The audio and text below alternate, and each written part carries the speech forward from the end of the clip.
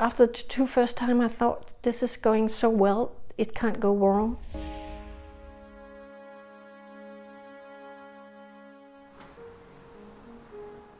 My name is Rikke, and it's very important for me that I know that this is the kind of music I would like to sit down and listen to. What I do for preparing my lo-fi concert, well, I post it a lot on Facebook for getting people to know it. In all the groups that I have on Facebook, I post it, and I tell about it on my work, and my husband tells about it on his work.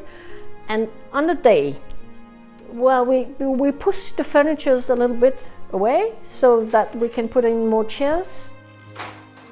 And then we want the artist to dine with us before the concert. If they're okay with it, then we'll have a light dinner.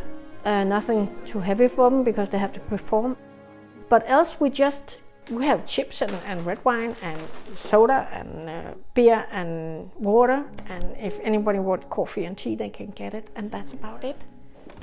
It's always a little bit strange to invite people into your house that you have never met. But on the same time, it's people who are ready to pay for a ticket to get in. And it's people who like music. They're all positive about coming to other people's home.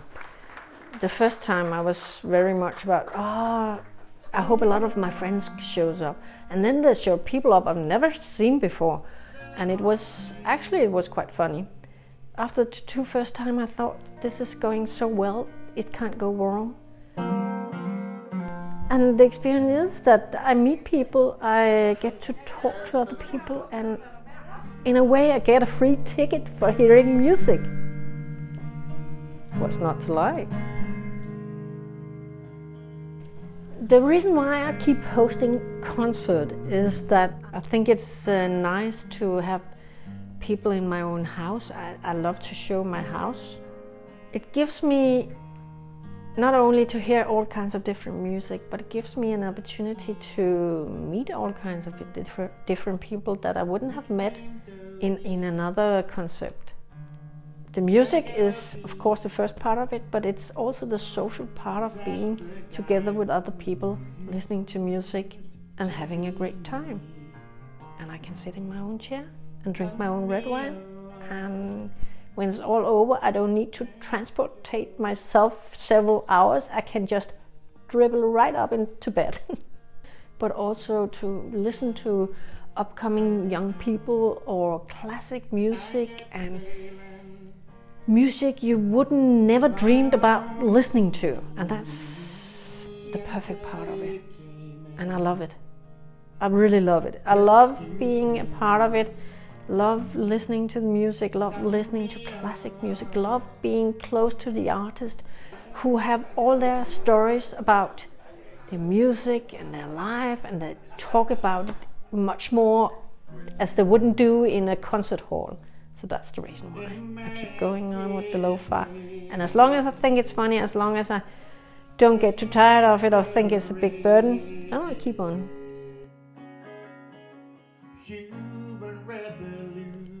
One of the funny things about having a concert in your own house is that if we had children, they would be here. Now we have a rabbit who are running around free, and she's part of our house, even though that we put her into the cellar. But it didn't take very long before we had a little white rabbit running around in front of the musicians. And as Maggie said, well, I played somewhere before where there were chickens, but this is the first time I ever played for a rabbit. And our little rabbit she's so curious. So she sat there with her ears, listening to the music, and people were so, oh, that was fantastic. They have a rabbit running around here, and that was part of it. So if you think music could be interesting and you love to go to concerts, so why not try and take the concert to your home? Just try it. Go for it. It doesn't hurt. It's an experience that makes you grow.